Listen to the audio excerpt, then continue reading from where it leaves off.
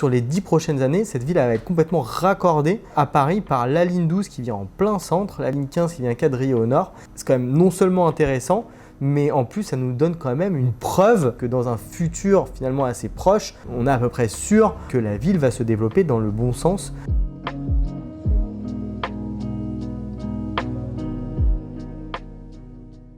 On va parler d'un exemple de ville où investir qu'on a évoqué déjà précédemment, Aubervilliers, et on va du coup analyser la ville avec les points qu'on a vus. On va essayer d'appliquer la méthode pour donner un exemple, et puis comme ça, après vous pourrez multiplier ça sur d'autres secteurs assez facilement.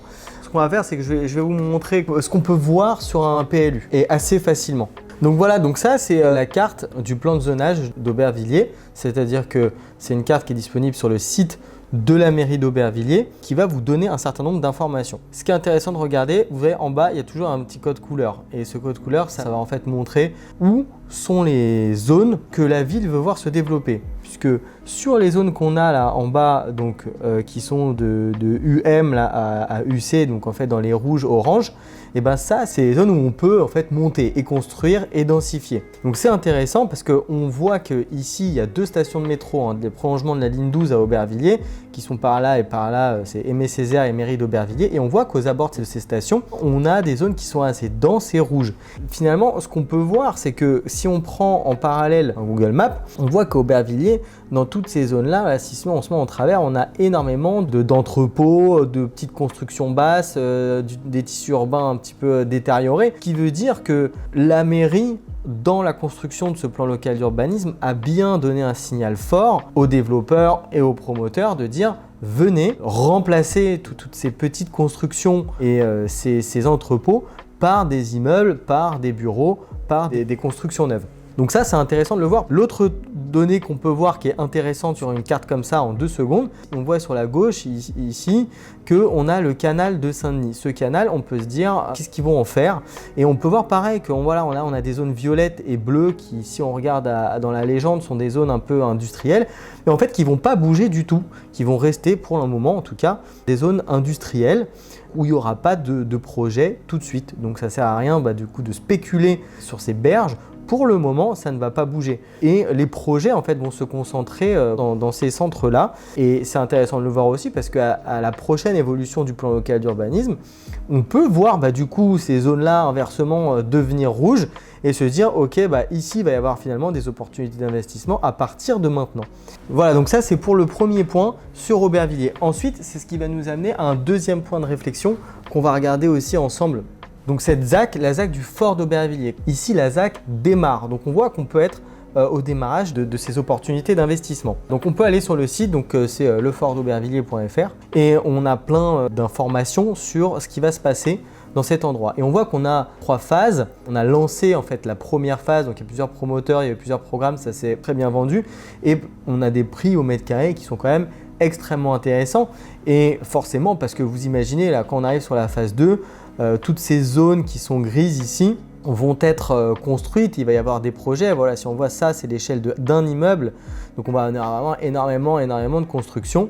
On a toute la programmation, il y a plusieurs milliers de logements, pareil des bureaux, des activités. Ça va être extraordinaire ce qui va être fait dans cet endroit. Et là, on a lancé cette première phase avec ces premiers logements, donc des opportunités d'investissement puisque pas cher. Il ne faut pas oublier qu'on va avoir 2000 logements qui vont être créés dans les 10 prochaines années à cet endroit, plus tout ce qui se fait en centre-ville, etc. Donc on n'aura jamais une suroffre parce qu'on est en Île-de-France à la porte de Paris et donc la demande est presque illimitée, mais on a quand même une offre importante, ce qui veut dire côté investisseur, concurrence à la revente si vous cherchez à revendre avec une stratégie de sortie, si vous êtes investisseur long terme, concurrence à la location, surtout faire attention à ça. Il peut y avoir une carence locative, c'est-à-dire vous êtes livré, vous n'arrivez pas à trouver un locataire tout de suite, ou il faut baisser un petit peu le loyer pour avoir son premier locataire. C'est vrai que dans les premiers mois, sur une ville comme Aubervilliers, il faut prévoir ce type de scénario dans vos investissements. Par contre, là, on a des très bonnes affaires à faire, à mon sens, sur cette ville. Donc ça, c'est sur la partie ZAC. Sur la partie transport, Aubervilliers est une des villes les plus gâtée par les transports, par les projets de transport et le Grand Paris Express. C'est une ville qui est complètement irriguée. Bon, on peut retourner sur le site de la ZAC du Fort parce qu'il y a une carte qui est sympathique. Ici, on la voit. Voilà, aujourd'hui, on a donc la ligne 7 qui prend déjà toute cette avenue Jean Jaurès. Là, le métro ne s'affiche pas, mais on voit ma souris en centre-ville. On va voir le prolongement de la ligne 12 avec 2 stations de métro. Et on voit la ligne 15 qui vient ici du métro, du futur super métro qui va arriver là-bas en 2030. Mais 2030, enfin en 2022, 8 ans c'est demain en immobilier. Au milieu en plus on a les Jeux Olympiques. Et donc on voit qu'on a un vrai maillage de transports en commun qui vont venir aujourd'hui connecter complètement cette ville. C'est-à-dire qu'aujourd'hui on a Aubervilliers qui est seul et complètement enclavé là, entre le canal de Saint-Denis et rien. Et sur les 10 prochaines années, cette ville va être complètement raccordée à Paris par la ligne 12 qui vient en plein centre, la ligne 15 qui vient quadriller au nord. C'est quand même non seulement intéressant, mais en plus ça nous donne quand même une preuve que dans un futur finalement assez proche, on est à peu près sûr que la ville va se développer dans le bon sens avec ces milliards d'euros d'investissement, de projets d'infrastructures qui sont injectés dans cette ville. Voilà ce qu'on peut dire à Aubervilliers sur la lecture des cartes et des infrastructures, et on voit déjà qu'en sachant où regarder, on peut avoir quand même des informations pertinentes. Ensuite, si on reprend notre méthodologie qu'on a vue sur les précédentes vidéos, on a encore 2 points à regarder. C'est côté plafonnement des loyers, qu'est-ce qui se passe? Et côté politique et mairie, qu'est-ce qui se passe? Donc côté plafonnement des loyers, à Aubervilliers, concrètement, on a les loyers qui sont plafonnés. On mettra le lien dans la description de la vidéo du site où on peut calculer le loyer plafonné pour que vous puissiez vous projeter. Mais on remarque qu'à Aubervilliers, le loyer plafonné est quasiment similaire au loyer marché. Bon, donc vous me direz pourquoi est-ce qu'ils ont mis un encadrement des loyers pour mettre un loyer plafonné. Donc si j'étais médisant, j'aurais dit politique. Et si on veut faire une bonne réponse, on peut dire que en fait, le loyer marché il est là, mais ils veulent éviter avec la ville qui va prendre de la cote que les loyers dépassent et s'envolent. Et c'est pour ça qu'à aujourd'hui, ils considèrent que les loyers sont au marché, mais ils mettent un espèce de pare-feu contre une future éventuelle explosion des prix. Voilà, donc de ce côté-là, pas d'alarme, en tout cas, pas de problème. Vous pouvez investir tranquillement. Vous voici un investissement Pinel, donc de la défiscalisation ou une location libre. Vous verrez sur les simulateurs qu'on est au prix marché de toute façon, vous ne l'aurez pas plus. Donc ça, c'est intéressant. Et enfin, la politique, on en a parlé dans les précédentes vidéos. On va redire un mot.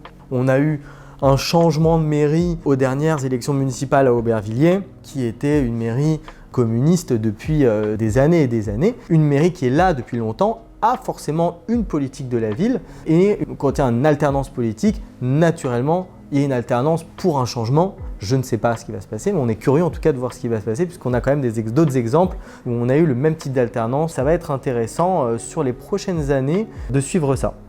Voilà pour Aubervilliers. Cette ville, c'est une des mes villes, on va dire, phare sur les 10 prochaines années, sur de l'investissement. Vous pouvez y aller les yeux fermés. Est-ce qu'on investit centre-ville ou est-ce qu'on investit fort d'Aubervilliers? Ça, c'est une question de budget. C'est vrai que les investissements centre-ville aujourd'hui sont un petit peu plus chers parce qu'on a déjà un centre, donc on est déjà dans un marché qui commence à vraiment à prendre.